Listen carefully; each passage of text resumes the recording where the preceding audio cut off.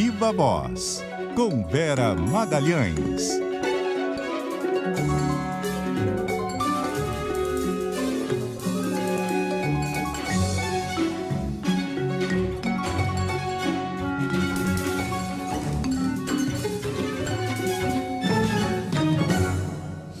E aí, Vera? Boa tarde, Sardenberg, Leandro, todo mundo que nos ouve e nos assiste. Oi, Vera, boa tarde. Bom, Vera, por onde você quer começar? Pelas organizações Tabajara? Ou...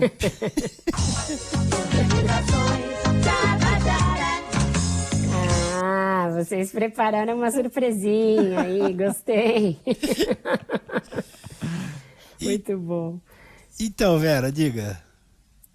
Pois é, foi essa a expressão que o ministro Alexandre de Moraes usou hoje ao participar remotamente de uma conferência promovida pelo LIDE aqui em Lisboa, Sardenberg, para se referir à conspiração, ou seja lá como a gente possa chamar, aquele encontro entre o presidente, então presidente Jair Bolsonaro, o então deputado Daniel Silveira e o ainda hoje senador Marcos Duval, que teriam se encontrado em 9 de dezembro, e Duval teria recebido de Daniel Silveira, com a presença de Bolsonaro e o testemunho de Bolsonaro, um convite para gravar o ministro Alexandre de Moraes, depois divulgar essa gravação para tentar forçar a sua suspeição e o seu afastamento dos inquéritos que investigam o presidente de várias maneiras.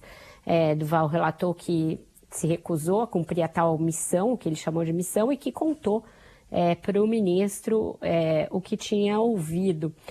Ao falar sobre isso na conferência aqui do LIDE, Moraes confirmou que teve um encontro com o senador no dia 14 de dezembro, no Salão Branco do Supremo, que ouviu esse relato dele depois da reunião já ter acontecido e que Moraes, pediu para que o senador formalizasse a denúncia, o que ele não quis fazer, se recusou a fazer, disse que se tratava de algo de inteligência e que não iria formalizar.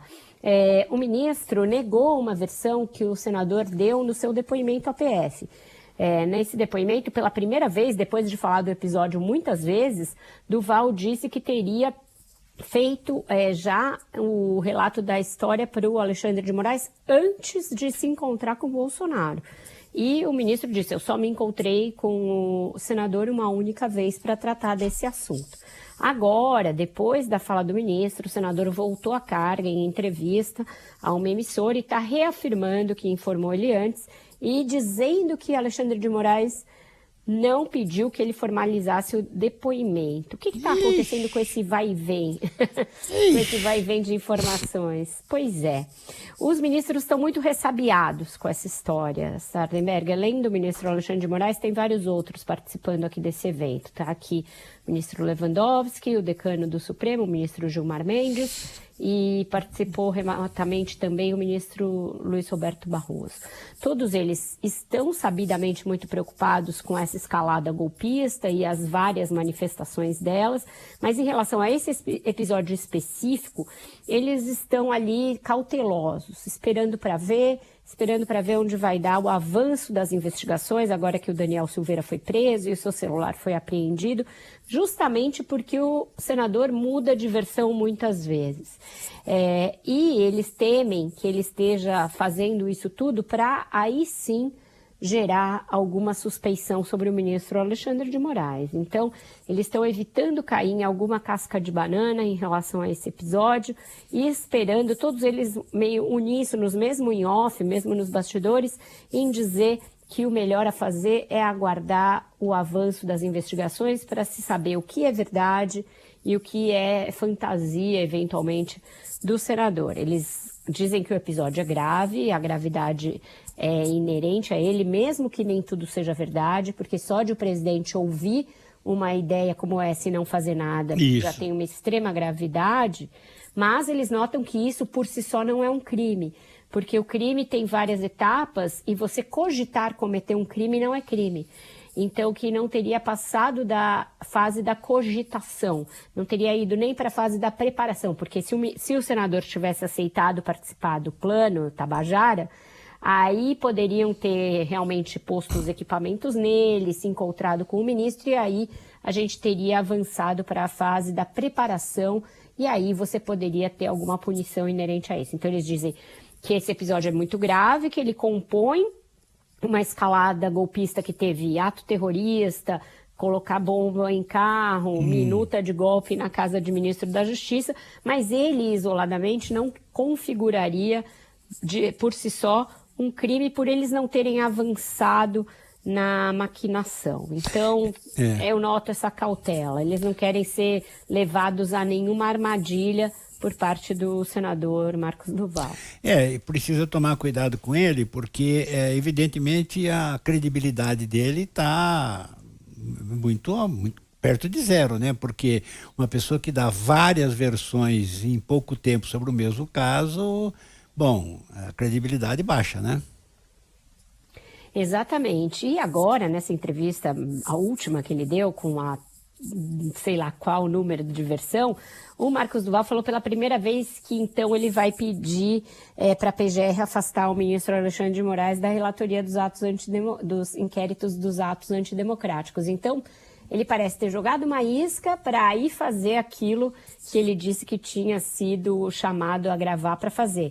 Ele também falou recentemente, eu não sei se para a Folha ou para a Globo News, que a família Bolsonaro é muito camarada dele, é chapa da família Bolsonaro.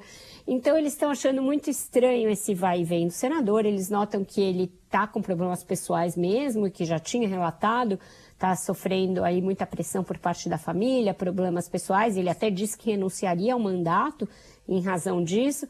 Então, eu vejo os ministros querendo ficar meio aqui distantes desse assunto, tanto que o ministro Alexandre só entrou no assunto quando questionado pelos participantes aqui da conferência. Na primeira palestra que ele fez, ele falou mais sobre os riscos à democracia, os atentados que a gente tem notado aí às instituições democráticas, a necessidade de se criar uma legislação para ter salvaguardas à democracia, tanto internas quanto externas, e aí só quando questionado é que ele entrou nesse assunto e foi a primeira vez que ele falou a respeito. Ontem ele ainda não tinha se manifestado, tinha só pedido para colher o depoimento do senador e também a prisão do Daniel Silveira.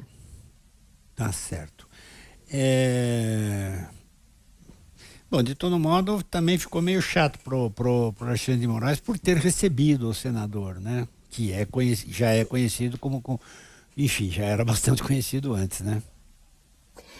Mas também, por outro lado, se um senador da República te procura, diz que foi chamado para cometer um golpe de Estado, porque a primeira versão que ele deu numa live, ele falou que Bolsonaro tentou coagi-lo a ir com ele para um golpe de Estado, e você não recebe, também fica estranho. A gente tem que avançar. Mas ao mesmo tempo, se você recebe, ou também se recebe, ouve e não fala nada.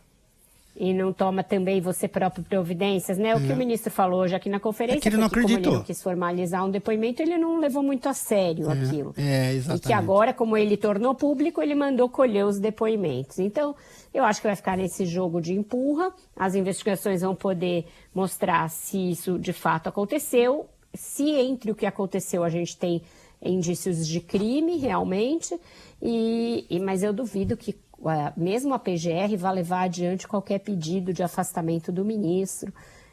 O ministro está muito lastreado entre os seus pares e eu não vejo risco para que ele seja afastado da presidência dos inquéritos por conta desse episódio. Se era uma casca de banana para isso, eu acho que não vai dar em nada. Vera Magalhães, muitíssimo obrigado, Vera. A Vera falando direto de Lisboa, ela também participa da conferência do LIDE. E, Vera, até a semana.